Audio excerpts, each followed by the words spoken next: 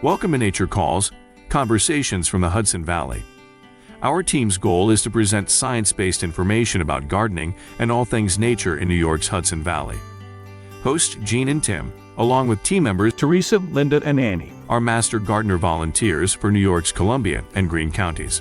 So if you're interested in gardening or nature, or nuggets of information about what's happening outside your door, settle in.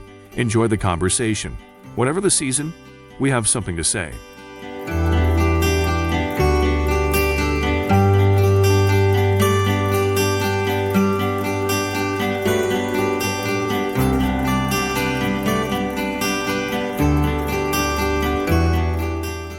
Hello and welcome to Nature Calls, Conversations from the Hudson Valley. I'm Jean Thomas. And I'm Teresa Golden. And our guest today is Rob Handel, yet another of the multifaceted natives of the Hudson Valley. Rob, are you a chef or a forager or a caterer or maybe even an educator? How do you define yourself? Well, I suppose I'm a little bit of each of those. My paycheck says chef, but those other job titles all work into the work I do as a chef. Well, you left out musician and radio star. I heard all about your musical skill. There were like Kayleys popping up out of the kitchen when you were at where were you working? I was at Heather Ridge Farm, the Bee's Knees Cafe. So, yes, and there would be impromptu Kayleys going on. And are you related to George Friedrich Handel? Well, I don't know. I think the family lore would certainly like to believe so, but I haven't done the work to prove it. Okay. We've got a homework assignment. And radio, of course. Yeah, I haven't done much radio since COVID, of course, but pre-COVID, I was a guest on a couple of different radio shows throughout the Northeast. Okay. That's great. So, Rob, we know you're a local product with a family history in the Catskills. So how did growing up in the Catskills shape your career? Well, growing up in the Catskills, I grew up not far from where we're sitting now in Acre in Cornwallville on a dead-end dirt road. So there weren't many children around. Was one of those kids who didn't really play with other children much anyway. My parents were very much fans of the free-range parenting sort of model, so we had to keep ourselves busy. Otherwise, they would find something for us to keep busy with, which was usually less preferable. So growing up in the middle of the woods, I was always outside. I was interested in doing whatever it was that I could do myself. I wanted to make my own soap. I wanted to make my own maple syrup. I wanted to, all of these things that you hear about. I loved Laura Ingalls Wilder and the book Farmer Boy, where they talk about how the Wilder family would make all of these, things for their homestead. So I had all of these resources around me to explore. My grandmother was very interested in these sort of things also. She was one of the early back to the land people. Oh, you had a mentor. I did. So my grandparents came up here in the early 60s, and she had done a lot of these things, and she had some books. She gave me my first foraging book, a book called The Edible Wild, and it was full of these atrocious recipes for foraged goods. Just about every recipe included a can of some kind of cream soup, and which, was the style of the time. Right. But I had a lot of encouragement from my family to go out and, the one thing they didn't encourage me to do was pick mushrooms, which I've since learned how to do safely. But otherwise, I had a lot of encouragement to try the kinds of things I wanted to try. So growing up here in the Catskills, I was surrounded by the raw materials I needed, and it was a safe environment for me to go out in the woods and explore. And I think that really shaped my interests. Well, you seem to be ahead of all the trends in food prep. You were expert in farm to table before it became a thing. And you're one of the cadre of foraging experts in the area, along with mushroom experts and native customs researchers. You guys probably all know each other anyway. What are you working on for the future? That's a good question. What I'm working on for the future, I don't know. I don't set out to be at the forefront of anything. For instance, a couple years ago, I made this lilac lemonade because I had learned about lilacs being edible. I've always loved the scent of lilacs. I like floral flavors. So I was making dinner one night and I made a picture of lilac lemonade, and I just took like a snapshot on my phone and posted it to Facebook. And this was in 2020. And over the 4 years between then and now, this thing has gotten hundreds of thousands of shares and likes. It's everywhere. It is. And, it's funny. I'll get people who I only know very tenuously on Facebook who send me these messages saying, "Oh, your photo's making the rounds again." And it's totally unintentional. It's not something that photo, I really thought nothing of it. It was like any other Facebook post. It was like a Monday night dinner Facebook post. So my approach isn't very calculated. So as far as what I'm working on now, I'm kind of doing the same thing I've always done. I've just been seeing what draws my attention and putting effort into it and seeing what happens. Okay, well, we have to watch him. Just going to keep an eye on you. What brought you to become a private in-home chef or a corporate caterer? Were you bored while working in the same place all the time? No, not really. That was kind of another circumstantial thing. At the time, I was working at Heather Ridge, and we had a great setup there with the cafe. We were doing lots of different, very local. For people who don't know, the farm we keep talking about, Heather Ridge Farm, is a farm in Preston Hollow, and they're still there. They raise grass-fed beef, ship lambs, them goat, chicken, eggs. And at the time, they were also raising turkey and pork and kind of a more expanded offerings. So we had a cafe there at the farm, and we would use all of that local meat in the cafe, and we'd pair it with local produce and dairy and different cheeses and all that sort of thing. Then COVID hit, and we were able to get through the first summer because we had plenty of outdoor seating, and like everybody was, we were doing different pickup options and all sorts of creative things.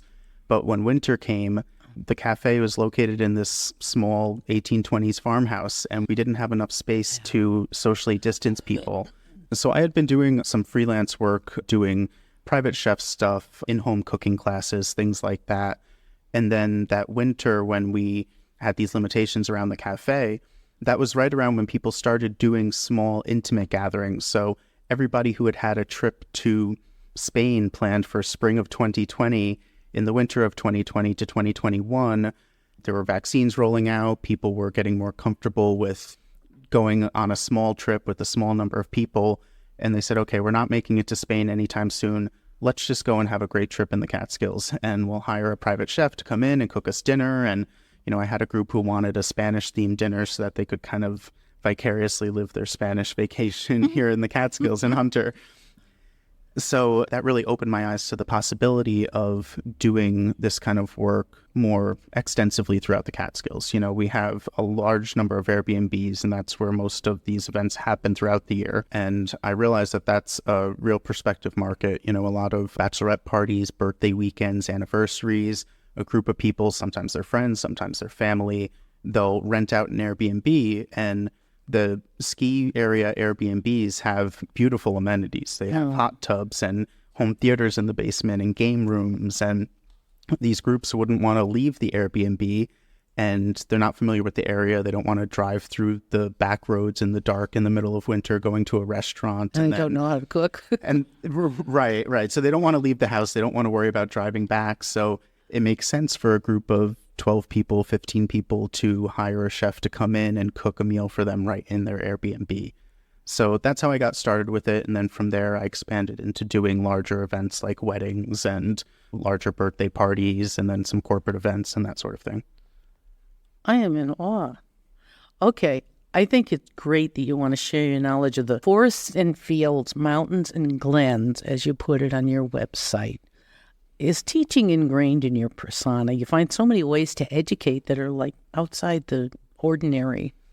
I think so. I think what resonates with me about teaching is that I like to talk about all of these things. I'm sure like when you have something that you're passionate about, when you have something you're interested in, you want to talk to people about it. And I really enjoy teaching from that aspect. I like having conversations with people, and I learn things through teaching also. You know, I'm talking to people all the time, and they're telling me about things that they do, and it's maybe something I've never thought about. So I think that's what really draws me to teaching.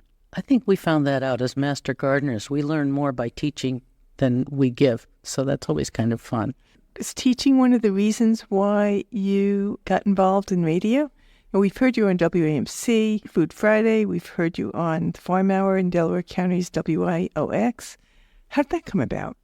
Yeah, that's exactly how that came about. I just like talking about these things. So I think I had a friend who had done something with, not Food Friday, but one of those other afternoon call-in shows with Ray Graff, Vox Pop. So they were telling me about it and said, oh, you should reach out to them. I think you'd enjoy doing this. And I agreed, so I did. And with the WIOX Farm Hour, the guy who was doing that, Erwin, was a friend that I'd made through the Mid-Hudson Mycological Association. So that's a mushroom club that is based down in Ulster County. And we had met through that, and he had a radio show and said, yeah, why don't we do a phone-in interview a couple of times a year. So that's how that came about. Now, inquiring minds want to know, what's Ray Graff really like? Ray is great. He's completely game to learn about whatever it is that you're there to talk about. He's not a culinarian. He's not a chef. He's not a food guy. He's not a foodie. But when you go in to talk about something, that's the topic of the day, and he's interested to do it. I think one of the shows we did was about fermentation, and I brought in some different things that I had pickled, like some of them I had aged for a couple of years. And he was really kind of skeptical about it, but he tried it and said, oh, wow, this is pretty good. And I think Ray's a great guy. So he's a brave man. He is. He is. Very intrepid. When's your book coming out? We want a book. People ask that. I don't know. We'll see. Maybe that's his next trend. We'll help. You helped with our cookbook. Experience, exactly. Master gardeners know how to get a book out. We already have one now. I'm imagining like a food, nature, music, travel medley. It might have to have a CD attached with your photography. Your photography is food porn. I've looked at your website and my mouth was watering all over the place just from the pictures. The photos are absolutely great. Do you do all your own? Yeah. It's all my own, and it's all just with an iPhone, which these days the iPhones are good enough that you can take some pretty decent pictures.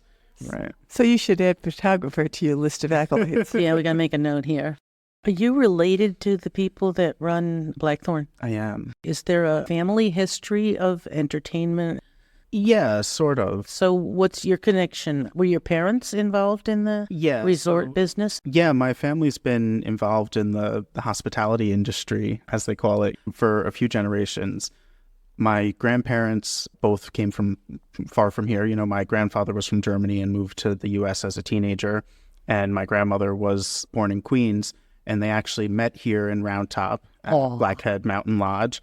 And they started dating when they went back down to the city. They were both living in Queens at the time. And they bought property up here, what local people may know as Tanglewood Ranch. It was around for quite a while. It's been closed now for the past decade or so.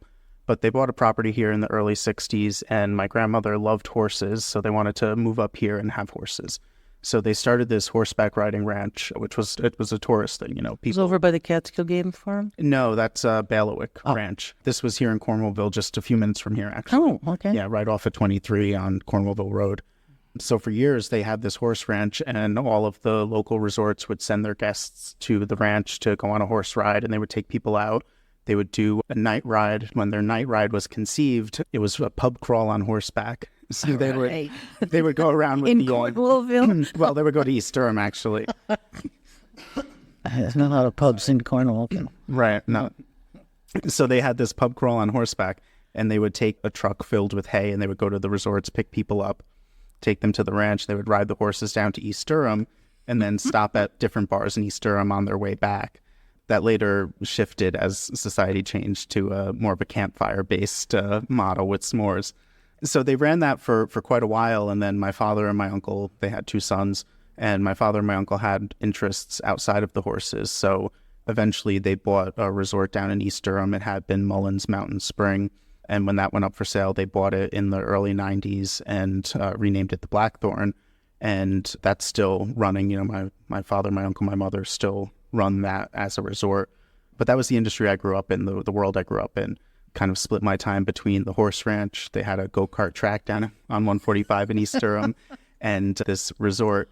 And we're German and Italian, but we had the Irish resort in East Durham. So I grew up listening to Irish music and learning how to play Irish music. And my wedding band is a clada. I have more Irish cultural attachment than German or Italian, right? It is contagious. Right. It is, isn't it? Yeah, so I grew up in that kind of world, which I think growing up here in the Catskills was really eye-opening. I think it kind of exposed me to a broader range of people and culture and just more of what the world had to offer than a number of other people might have been exposed to as children up here. And I suspect also a greater appreciation for nature. Yeah, absolutely. I have to know. Do you have a favorite recipe or a favorite food or? I always have a hard time answering that question because I kind of cycle through favorites. I'll get the bug for something and get very into it for a while and then shift. One point I was very, very into Mexican cuisine, and I made a couple of trips to different parts of Mexico to go to the markets and try the food and understand more about it. Right now, my husband and I cook a lot of Chinese food, authentic Chinese food from different regions in China. And part of what's fun about that is there's always this hunt for ingredients, because we can get a lot of things, but we can't get quite everything. So it becomes this kind of running dialogue of, I was here and I spotted that thing we've been looking for, so bought it, and now we can try making this recipe we've been holding off on until we can get the right ingredient. Well, it's that time. We're at the point where if Tim Kennelty were here, he'd want to ask you this question. In this chaotic and turbulent world we live in, what is it that gives you hope? I think what gives me hope is the fact that nothing ever really changes. The details change and the circumstance change, but I think human nature, I think the way that the world around us works, we're inundated with wild invasives, but then something comes in and everything shifts. Nature finds a way. So I think that gives me hope. I think our landscape is constantly shifting and changing, but at the end of the day, it'll figure itself out. Okay, I like that idea. Well, that was fun. Thank you. And you can contact Rob at his website, robhandel.com, or on Facebook. Thank you so much for joining us. And thanks for having me. I had a great time.